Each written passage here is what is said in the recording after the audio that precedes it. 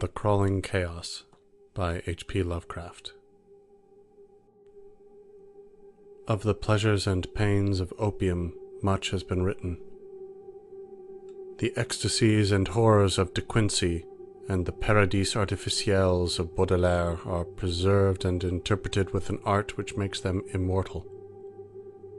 And the world knows well the beauty, the terror, and the mystery of those obscure realms into which the inspired dreamer is transported. But, much as has been told, no man has yet dared intimate the nature of the phantasms thus unfolded to the mind, or hint at the direction of the unheard-of roads along whose ornate and exotic course the partaker of the drug is so irresistibly borne. De Quincey was drawn back into Asia, that teeming land of nebulous shadows whose hideous antiquity is so impressive that, quote, the vast age of the race and name overpowers the sense of youth in the individual, unquote. But farther than that, he dared not go. Those who have gone farther seldom returned, and even when they have been either silent or quite mad. I took opium but once, in the year of the plague, when doctors sought to deaden the agonies they could not cure. There was an overdose. My physician was worn out with horror and exertion, and I traveled very far indeed. In the end, I returned and lived, but my nights are filled with strange memories, nor have I ever permitted a doctor to give me opium again. The pain and pounding in my head had been quite unendurable when the drug was administered. Of the future I had no heed. To escape, whether by cure, unconsciousness, or death, was all that concerned me. I was partly delirious, so that it is hard to place the exact moment of transition, but I think the effect must have begun shortly before the pounding ceased to be painful. As I've said, there was an overdose, so my reactions were probably far from normal. The sensation of falling, curiously dissociated from the idea of gravity or direction, was paramount, though there was subsidiary impression of unseen throngs in incalculable profusion, throngs of infinitely diverse nature, but all more or less related to me. Sometimes it seemed less as though I were falling than as though the universe or the ages were falling past me. Suddenly, my pain ceased, and I began to associate the pounding with an external rather than internal force. The falling had ceased also, giving place to a sensation of uneasy, temporary rest, and when I listened closely, I fancied the pounding was that of the vast, inscrutable sea, as its sinister, colossal breakers lacerated some desolate shore after a storm of titanic magnitude. Then I opened my eyes. For a moment, my surroundings seemed confused, like a projected image hopelessly out of focus. But gradually I realized my solitary presence in a strange and beautiful room lighted by many windows. Of the exact nature of the apartment I could form no idea, for my thoughts were still far from settled. But I noticed van-colored rugs and draperies, elaborately fashioned tables, chairs, ottomans, and divans, and delicate vases and ornaments which conveyed a suggestion of the exotic, without being actually alien. These things I noticed, yet they were not long uppermost in my mind. Slowly but inexorably crawling upon my consciousness and rising above every other impression came a dizzying fear of the unknown, a fear all the greater because I could not analyze it, and seeming to concern a stealthily approaching menace, not death, but some nameless, unheard-of thing inexpressibly more ghastly and abhorrent. Presently, I realized that the direct symbol and excitant of my fear was the hideous pounding whose incessant reverberations throbbed maddeningly against my exhausted brain. It seemed to come from a point outside and below the edifice in which I stood, and to associate itself with the most terrifying mental images. I felt that some horrible scene or object lurked beyond the silk-hung walls and shrank from glancing through the arched, latticed windows that opened so bewilderingly on every hand. Perceiving shutters attached to these windows, I closed them all, averting my eyes from the exterior as I did so. Then, employing a flint and steel which I found on one of the small tables, I lit the many candles reposing about the walls in arabesque sconces. The added sense of security brought by closed shutters and artificial light calmed my nerves to some degree, but I could not shut out the monotonous pounding. Now that I was calmer, the sound became as fascinating as it was fearful, and I felt a contradictory desire to seek out its source despite my still powerful shrinking. Opening a portiere at the side of the room nearest the pounding, I beheld a small and richly draped corridor ending in a cavern door and large oriel window. To this window I was irresistibly drawn, though my ill-defined apprehensions seemed almost equally bent on holding me back. As I approached it, I could see a chaotic whirl of waters in the distance. Then, as I attained it and glanced out on all sides, the stupendous picture of my surroundings burst upon me with full and devastating force. I beheld such a sight as I had never beheld before, and which no living person can have seen save in the delirium of fever or the inferno of opium. The building stood on a narrow point of land, or what was now a narrow point of land, fully 300 feet above what must lately have been a seething vortex of mad waters.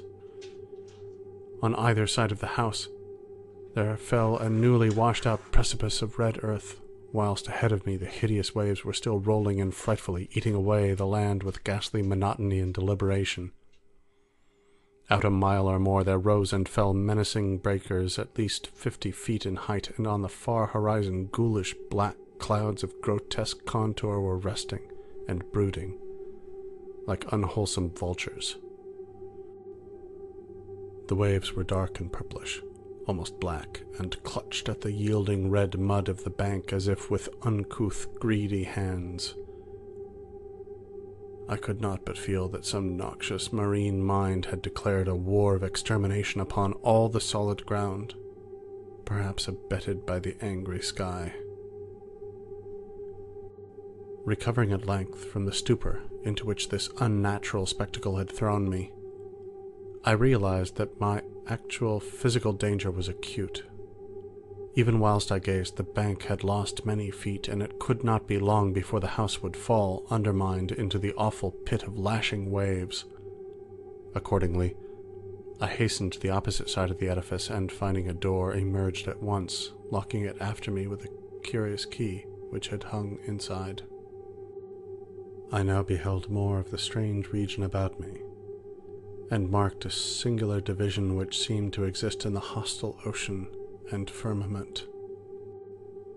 On each side of the jutting promontory, different conditions held sway. At my left, as I faced inland, was a gently heaving sea with great green waves rolling peacefully in under a brightly shining sun. Something about that sun's nature and position made me shudder. but I could not then tell, and cannot tell now, what it was.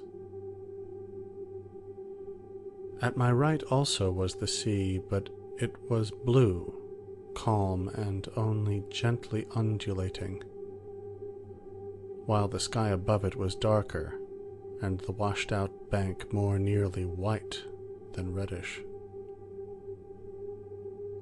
I now turned my attention to the land, and found occasion for fresh surprise, for the vegetation resembled nothing I had ever seen or read about.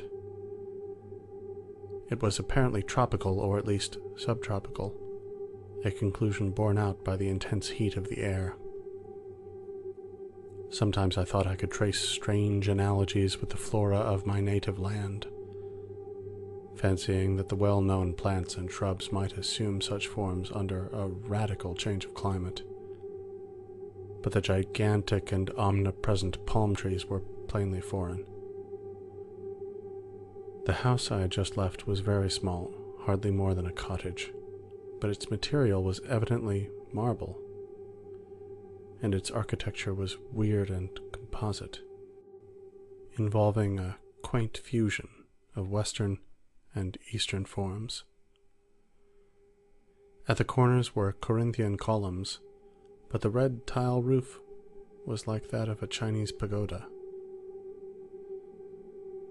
From the door inland there stretched a path of singularly white sand, about 4 feet wide, and lined on either side with stately palms and unidentifiable flowering shrubs and plants. It lay toward the side of the promontory, where the sea was blue and the bank rather whitish. Down this path I felt impelled to flee, as if pursued by some malignant spirit from the pounding ocean. At first it was slightly uphill, then I reached a gentle crest. Behind me I saw the scene I had left, the entire point with the cottage and the black water, with the green sea on one side and the blue sea on the other, and a curse unnamed and unnameable lowering over all. I never saw it again, and often wonder. After this last look, I strode ahead and surveyed the inland panorama before me. The path, as I have intimated, ran across the right-hand shore as one went inland. Ahead and to the left I now viewed a magnificent valley comprising thousands of acres and covered with a swaying growth of tropical grass higher than my head. Almost at the limit of vision was a colossal palm tree which seemed to fascinate and beckon me. By this time, wonder and escape from the imperiled peninsula had largely dissipated my fear.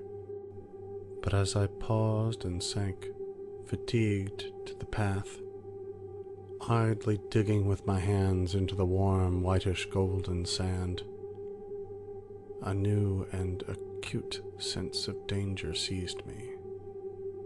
Some terror in the swishing tall grass seemed added to that of the diabolically pounding sea, and I started up, crying loudly and disjointedly, "Tiger? Tiger? Is it tiger? Beast? Beast? Is it a beast that I'm afraid of?" My mind wandered back to an ancient and classical story of tigers which I had read. I strove to recall the author, but had difficulty. Then, in the midst of my fear, I remembered that the tale was by Rudyard Kipling. Nor did the grotesqueness of deeming him an ancient author occur to me. I wished for the volume containing this story, and had almost started back toward the doomed cottage to procure it when my better sense and the lure of the palm prevented me. Whether or not I could have resisted the backward beckoning, without the counter-fascination of the vast palm tree, I do not know. This attraction was now dominant, and I left the path and crawled on hands and knees down the valley's slope, despite my fear of the grass and of the serpents it might contain. I resolved to fight for life and reason as long as possible against all menaces of sea or land, though I sometimes feared defeat as the maddening swish of the uncanny grasses joined the still audible and irritating pounding of the distant breakers. I would frequently pause and put my hands to my ears for relief, but could never quite shut out the detestable sound. It was, as it seemed to me, only after ages that I finally dragged myself to the beckoning palm tree and lay quiet beneath its protecting shade. There now ensued a series of incidents which transported me to the opposite extremes of ecstasy and horror, incidents which I tremble to recall and dare not seek to interpret. No sooner had I crawled beneath the overhanging foliage of the palm than there dropped from its branches a young child of such beauty as I never beheld before. Though ragged and dusty, this being bore the features of a faun or demigod, and seemed almost to diffuse a radiance in the dense shadow of the tree. It smiled and extended its hand, but before I could arise and speak, I heard in the upper air the exquisite melody of singing. Notes high and low blent with a sublime and ethereal harmoniousness. The sun had by this time sunk below the horizon, and in the twilight I saw an aureole of lambent light encircled the child's head.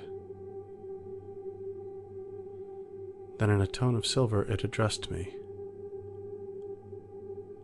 "It is the end. They have come down through the gloaming from the stars. Now all is over, and beyond the Aranurian streams we shall dwell blissfully in Teloi."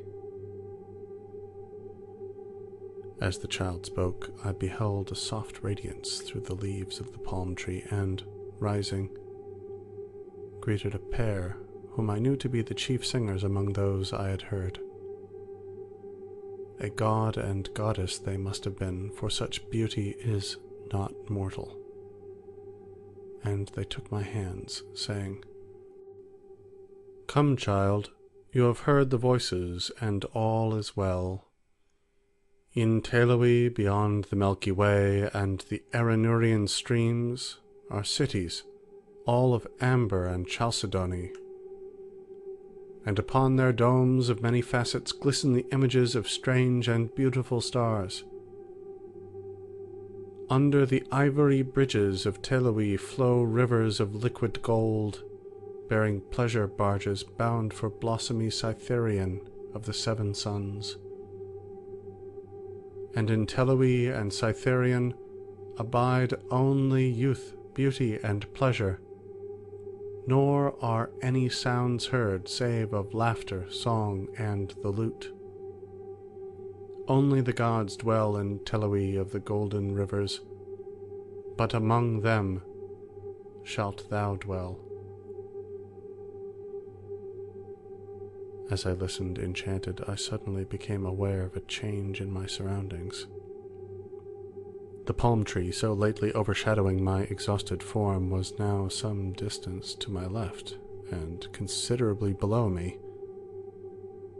I was obviously floating in the atmosphere, companioned not only by the strange child and the radiant pair, but by a constantly increasing throng of half-luminous, vine-crowded youths and maidens with wind-blown hair and joyful countenance. We slowly ascended together, as if borne on a fragrant breeze which blew not from the earth but from the golden nebulae, and the child whispered in my ear that I must look always upward to the pathways of light and never backward to the sphere I had just left.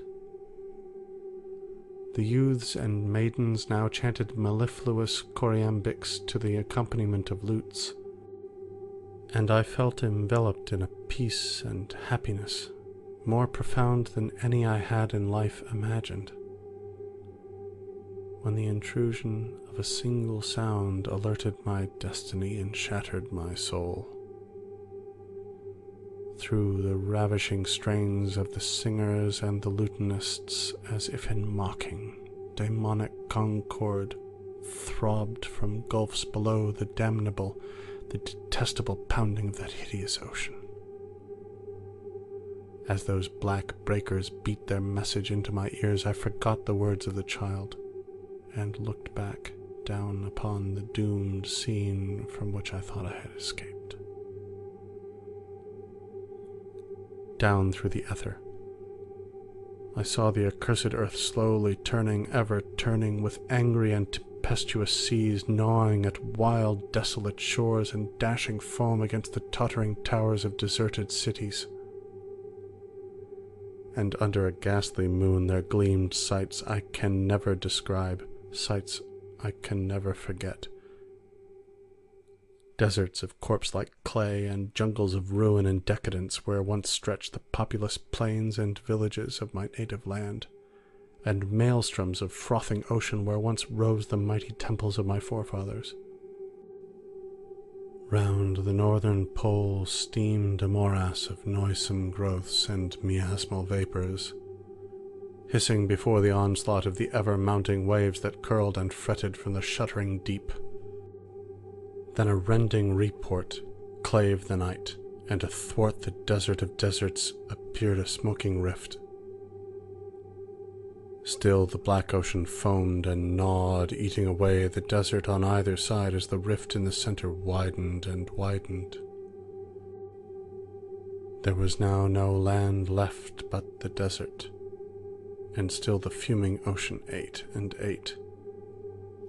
All at once I thought even the pounding sea seemed afraid of something, afraid of the dark gods of the inner earth that are greater than the evil god of waters. But even if it was, it could not turn back, and the desert had suffered too much from those nightmare waves to help them now. So the ocean ate the last of the land and poured into the smoking gulf, thereby giving up all it had ever conquered. From the new flooded lands it flowed again, uncovering death and decay, and from its ancient and immemorial bed it trickled loathsomely, uncovering nighted secrets of the years when time was young and the gods unborn. Above the waves rose weedy, remembered spires. The moon laid pale lilies of light on dead London, and Paris stood up from its damp grave to be sanctified with stardust. Then rose spires and monoliths that were weedy but not remembered. Terrible spires and monoliths of lands that men never knew were lands. There was not any pounding now, but only the unearthly roaring and hissing of waters tumbling into the rift. The smoke of that rift had changed to steam, and almost hid the world as it grew denser and denser. It seared my face and hands, and when I looked to see how it affected my companions, I found they had all disappeared. Then, very suddenly, it ended, and I knew no more till I awaked upon a bed of convalescence. As the cloud of steam from the plutonic gulf finally concealed the entire surface from my sight, all the firmament shrieked at a sudden agony of mad reverberations which shook the trembling ether. In one delirious flash and burst it happened, one blinding, deafening holocaust of fire, smoke, and thunder that dissolved the wan moon as it sped outward to the void. And when the smoke cleared away, and I sought to look upon the earth, I beheld against the background of cold, humorous stars only the dying sun and the pale, mournful planets searching for their sister.